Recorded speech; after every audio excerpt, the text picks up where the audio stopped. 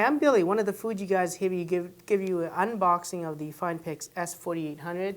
This camera comes, of course, in different variations in terms of the 4700, 4600, whatnot. They just vary in zoom and or megapixels and or screen size.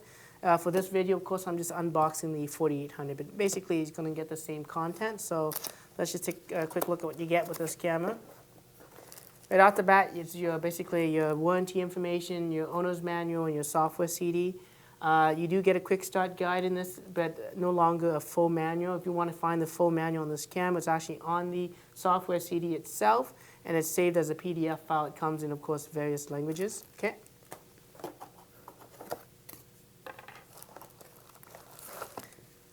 Got the camera here. Let's just open up the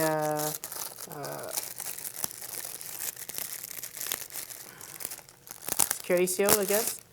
You know, it's brand new. I'll put that aside for now, I guess. And again, you got the S4800. Okay, this is basically you know, sort of a bridge-style camera with a long zoom. This particular model doesn't have the EVF. Generally, the Fuji cameras do. This one doesn't, but it offers at a very good price point. There is a little screen protector on this as well that you basically peel off, and that's why you don't see it as a fresh screen. So if you want to just peel that off, you get access to a brand new screen right there. I'll put the camera aside for now. You got your cap for the lens. So it comes with the cap. It also comes with the strap. You basically loop it through the little cable here, a hole there, and you can attach it to the side of this right here, so that of course you can protect your lens. You got your camera strap. So it's a shoulder strap that you can attach again to both ends of the camera for traveling, so that's good to have. You got your USB cable. The USB cable, of course, allows you to download images directly to the computer. I always recommend that if you are you know, in the process of downloading images, that you use a card reader. Most computers nowadays actually have a built-in card reader, so you know, rather than maybe damaging the USB connection every time you unplug and plug it in, you might as well just use a card reader instead. But again, it's handy to have. Okay, you have of course the batteries that are included with this camera is just basically standard AA's. Just going to grab them out here.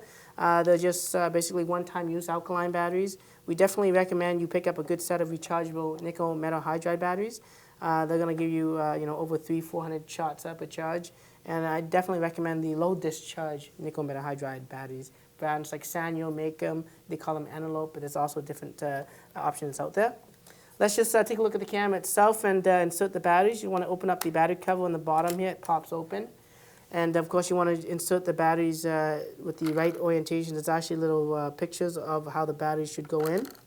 If you notice that the camera doesn't switch on, just make sure that you actually have the batteries in correctly here. And of course, it also doesn't come with a memory card, so I do recommend you pick up a good set of an SD card.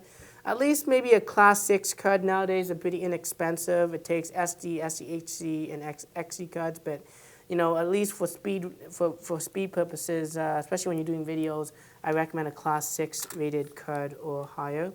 Okay, I'm just going to close it and turn the camera on. You can do the on and off switch here. You can also hold the playback button if you want to switch it on for playing back images without having the lens extended. I'm just going to do the standard way of turning it on. And if it's the first time, it's going to ask you for some few questions on your language. You can use the directional pad here to select. And again, your camera is basically ready to go. If you want to take a photo with this camera, you got the basic shutter button. Again, pushing halfway down to pre-focus and all the way down to take the picture. That sound that you hear there is actually a simulated shutter sound. You can actually turn it off if you want to in the menu. Right now it's on the SR auto mode, so it's going to detect the different scenes. Whether it's doing macro, it's going to automatically adjust the focusing and allow me to take up the close-up shot. As you can see, the macro icon showed up there. I can actually take another picture. You can zoom using the zoom toggle on the top here. Again, this version of the camera is 30 times zoom. It's equivalent for 35 to about 24 to 720. There you go. It's a very smooth zoom. Again, zooming in, zooming out, pretty simple. It's electronic. It actually has, I think, somewhere over like 42 different electronic steps here. So if you can count them all the way through the focal length. So it does give you a good amount as you can zoom in, zoom out. For video, you can just push the record button here, and it actually starts recording the video. You do have options to zoom in during the video. As you can see here, it's quite smooth for doing that. Of course, because the mic is quite close to the zoom mechanism, you probably pick up some audio from the zoom and from the autofocus system, and that's just normal, and you know, of these type of cameras here. And if you want to stop the video, all you have to do is push the record button right there. Like I said, get a good class 6 cut or higher, and you're not going to have any issues with recording the HD video. To playback images, you push the playback button. If it is a video, it will show you these little lines on the side like a film strip. You push down on the directional pad to play the video. You can pause the video, then you can actually fast forward the video by holding it down here. You can stop the video again.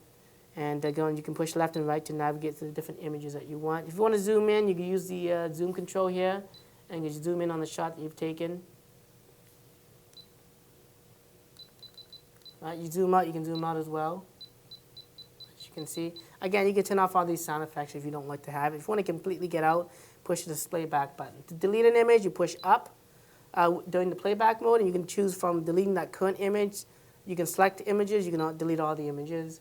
I'll show you how to select some images here. You can push OK. 3 comes up. I want to delete the video. I'm going to push OK. I want to delete maybe the first shot. Push OK. Now I push display back. And it's going to tell me I have 2 selected. I'm going to go OK. And I'm going to delete those images. I should have just that one image, as you can see right there. And again, that's just a quick unboxing and first look, I guess, at the 4800 in operation. Don't forget to subscribe to my channel and follow me on Twitter.